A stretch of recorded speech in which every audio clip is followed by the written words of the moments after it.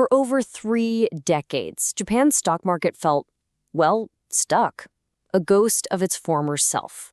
But that's all changed. After 35 years, it's not just back, it's smashing records. So today, we're going to dig into what's really behind this historic comeback and ask the big question, is this time really different? 38,915. For what felt like an eternity, that was the number in Japanese finance. The all-time high set way back in 1989, a peak that, honestly, many people thought we'd never see again. Until right now. So, you have to be asking, what is going on here? What's driving this incredible run?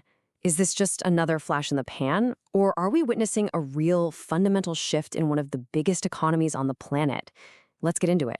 And look, this wasn't just the famous Nikkei index scrabbling all the headlines. The broader TOPIX Index, which gives you a much fuller picture of the market, was also hitting its own all-time highs. This signals something widespread was happening. Yeah, this definitely didn't just happen overnight. The market had been building up steam for weeks, getting closer and closer to that old record before finally making that huge push into brand new territory. This was a trend that had been building for a while. Okay, so let's break down that record-setting day itself. What were the specific ingredients that all came together to create this winning formula? It was a really fascinating mix of things happening, both at home and abroad.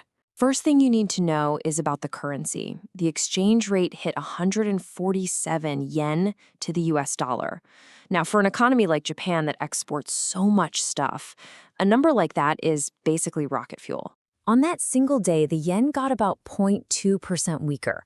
And you might be thinking, 0.2%, who cares? Well, when you're a giant company selling cars or electronics all over the world, that tiny little shift translates into massive profits. So you had this perfect storm brewing. You've got the weaker yen, which makes everything from a Toyota to a Nintendo cheaper for the rest of the world. Then, at the exact same time, you've got the US markets doing great, which just puts investors everywhere in a good mood, a risk-on mood. And the cherry on top? Everybody was starting to believe the US Federal Reserve was about to cut interest rates, which almost always gets people excited about buying stocks. It was just the perfect combination. So that was the fuel for the fire. But who was actually in the driver's seat? Let's take a look at the specific companies, the real movers and shakers that pushed the market over the edge. Now, this is where it gets really interesting, because it wasn't a day where everything went up. You can see this push and pull dynamic right here.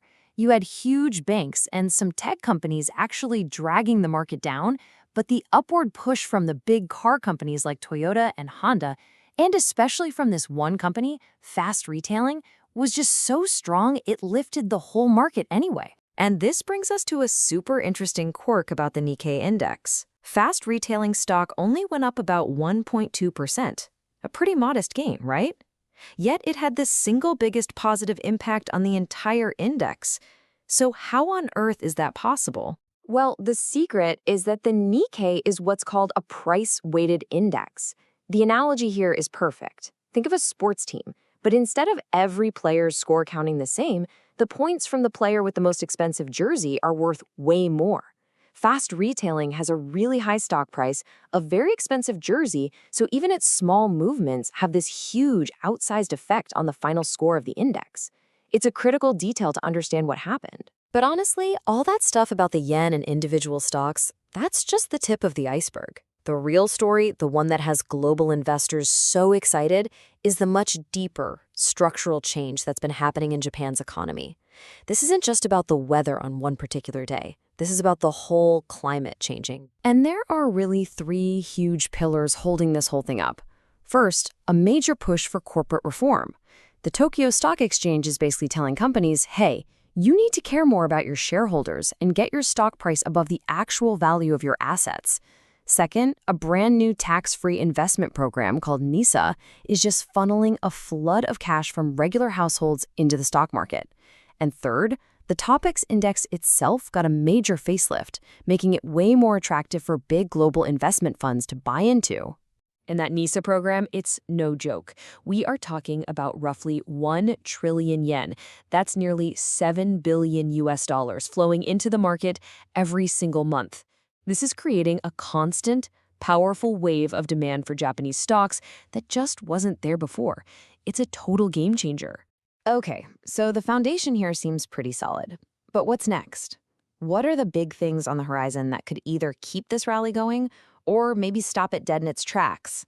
Right now and for the near future, believe it or not, all eyes are really on the United States. Big meetings like the Jackson Hole Symposium give us clues about what the U.S. Federal Reserve is thinking. Then you have the actual Fed meetings where the big decisions on interest rates get made. And of course, every little piece of data on U.S. jobs or inflation gets poured over because it all influences that big decision. This basically sets up two completely different roads for the market. If the Fed sounds hawkish, meaning they're tough on inflation and want to keep rates high, we could see a pullback as investors get scared. But if they sound dovish and hint that a rate cut is coming, that would be like throwing gasoline on the fire, likely sending stocks, including Japan's, even higher. And of course, we can't forget the risks that are always kind of lurking in the background. The threat of U.S. tariffs could always pop back up. Global political instability could mess with supply chains in a heartbeat. And even the weak yen, which is helping so much right now, could turn into a problem if it gets too weak and makes the cost of imports skyrocket for Japanese businesses and consumers. So that's where we stand. A market hitting incredible new highs, driven by a powerful mix of short-term good news and these deep, long-term reforms. It all boils down to one critical question. After so many false starts over the years, is the sun finally truly rising on Japan's market for good? Are these new foundations strong enough to handle the storms that are always brewing on the global horizon? That, right there, is what everyone is trying to figure out.